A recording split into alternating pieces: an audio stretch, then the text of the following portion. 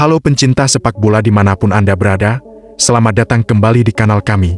Selama ini, program naturalisasi pemain telah menjadi jalan pintas yang sering ditempuh banyak negara untuk meningkatkan kualitas tim nasional mereka. Namun, apa jadinya jika jalan pintas itu ternyata dilalui dengan cara yang ilegal, curang, dan melibatkan pemalsuan dokumen?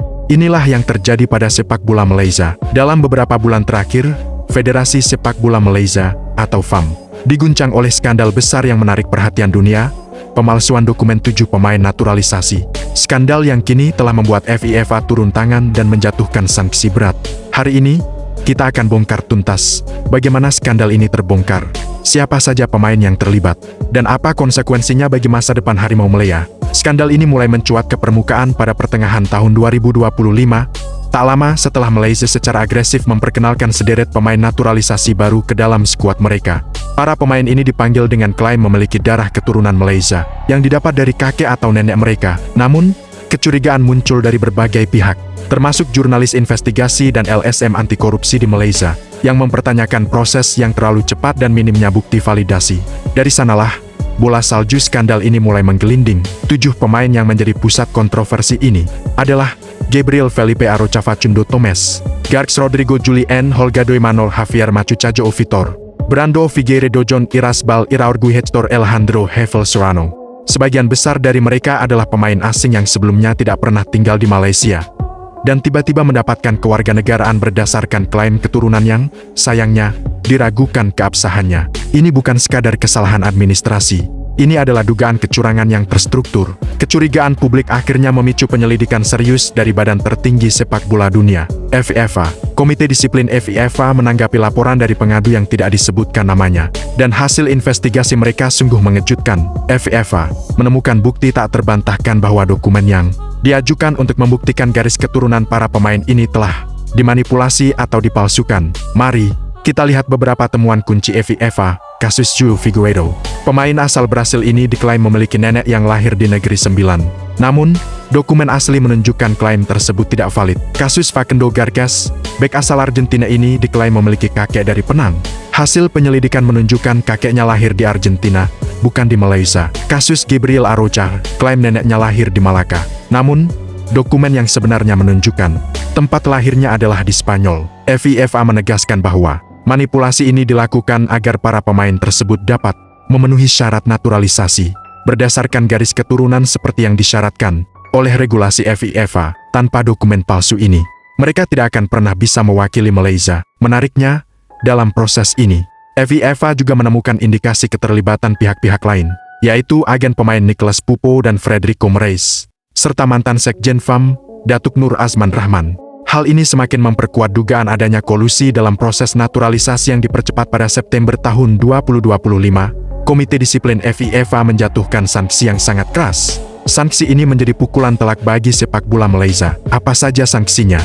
Larangan bermain 12 bulan ke 7 pemain naturalisasi, yaitu Arocha, Gargas, Holgado, Machuca, Figueiredo, Irasbal, dan Hevel. Dijatuhi larangan berpartisipasi dalam semua kegiatan sepak bola, baik kompetitif maupun non-kompetitif, selama 1 tahun penuh. Denda, masing-masing pemain juga didenda ribuan Swiss franc sebagai hukuman atas pelanggaran pasal 22 Kode Disiplin FIFA. Sanksi untuk FAM, Federasi Sepak Bola Malaysia. FAM juga dijatuhi denda dan sanksi yang signifikan karena dinilai bertanggung jawab atas manipulasi dokumen ini. Dampak dari sanksi ini terasa hingga ke jajaran pemerintahan. Perdana Menteri Malaysia, Anwar Ibrahim, menyebut skandal ini sebagai masalah besar dan berjanji bahwa pemerintah akan menyelidiki kasus ini tanpa ada upaya untuk menutupi. Sekjen FAM, Datuk Nur Azman Rahman, akhirnya diskorsing. Konsekuensinya di lapangan jelas, Harimau Malaya kehilangan 7 pilar penting yang sudah terlanjur diandalkan, terutama dalam kualifikasi Piala Asia dan Piala Dunia. Kredibilitas sepak bola Malaysia di mata dunia pun hancur. Skandal ini menimbulkan pertanyaan besar tentang masa depan para pemain yang terlibat. Mereka berargumen bahwa mereka tidak mengetahui dokumen mereka dimanipulasi informasi yang justru diklaim oleh FIFA sendiri. Kabar terbaru menyebutkan ke-7 pemain ini bahkan berencana mengajukan gugatan dan menuntut kompensasi dari FAM atas kekacauan ini. Situasi semakin rumit. FIFA telah memperluas penyelidikan, melibatkan negara-negara lain, dan terus menekan FAM untuk melakukan reformasi total. Bahkan, ada dugaan penyelidikan yang juga melibatkan upaya penyerangan terhadap jurnalis yang pertama kali membongkar kasus ini. Menunjukkan betapa sensitif dan dalamnya masalah ini. Skandal naturalisasi Malaysia ini adalah pelajaran berharga. Bukan hanya untuk FAM, tetapi juga untuk federasi sepak bola di Asia Tenggara, termasuk PSSI di Indonesia, bahwa jalan pintas dengan mengabaikan integritas dan melanggar regulasi FIFA akan selalu berakhir buruk. Proses naturalisasi harus transparan, didasarkan pada dokumen hukum yang sah, dan benar-benar memenuhi aspek asal-usul yang diakui FIFA. Jika tidak, sanksi yang lebih berat dari pembekuan federasi bisa saja menanti. Integritas adalah fondasi olahraga, dan ketika fondasi itu runtuh karena pemalsuan, seluruh bangunan tim nasional bisa ikut ambruk. Apakah Malaysia akan mampu bangkit dari skandal ini? Akankah ada sanksi yang lebih berat lagi dari FIFA? Hanya waktu yang akan menjawab. Bagaimana pendapat Anda tentang skandal naturalisasi yang menimpa Malaysia ini? Tulis komentar Anda di bawah. Jangan lupa like, share, dan subscribe untuk update berita sepak bola terbaru dari kami. Sampai jumpa di video selanjutnya.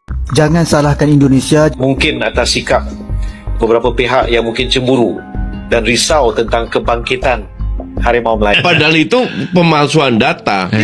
Jadi yang bikin lebih lucu lagi, mereka salahkan Erick Thohir, gue diseret-seret dan nggak make sense gitu. Ya kan mereka nggak tahu lagi mau target kemana kan. Iya.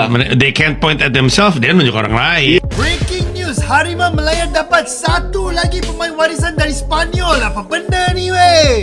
Sebelum kau buat cerita kita kena sanksi FIFA, abang cakap dulu. Nacho Mendes confirm ada darah Malaysia dari datuk dia yang berasal dari Pulau Pinang. Settle, boleh pergi tidur. Pemain yang berusia 27 tahun ini bernilai 1.5 juta dan baru menjadi free agent setelah main untuk klub Spanyol Sporting Gijon selama 8 tahun. Menurut wartawan Astro Arena, Nacho Mendes dalam proses akhir dapat pasport Malaysia dan bakal mewakili Harimau Melaya dalam Piala KAFA. Dia membesar dalam Akademi Sporting Gijon dan pengalaman Nacho Mendes memang kau-kau guys. Lebih dari 200 game dalam Liga Spanyol. Nacho Mendes yang dominan kaki kiri merupakan seorang playmaker ke kawasan tengah dan juga boleh main sebagai attacking midfield. Menurut laporan, antara kebolehan utama dia ialah kreativiti serta football IQ yang tinggi dan juga bagus dari segi positioning. Kalau combo dengan Hector Havel kat kawasan tengah memang meletup bye. Ada juga rumours yang dia akan masuk JDT. Yang itu kita tunggu dan lihat macam mana. Yang penting skuad Harimau Melaya jadi lebih kuat dan ada orang dah start ketar-ketir. Setuju dengan abang? Komen kat sini.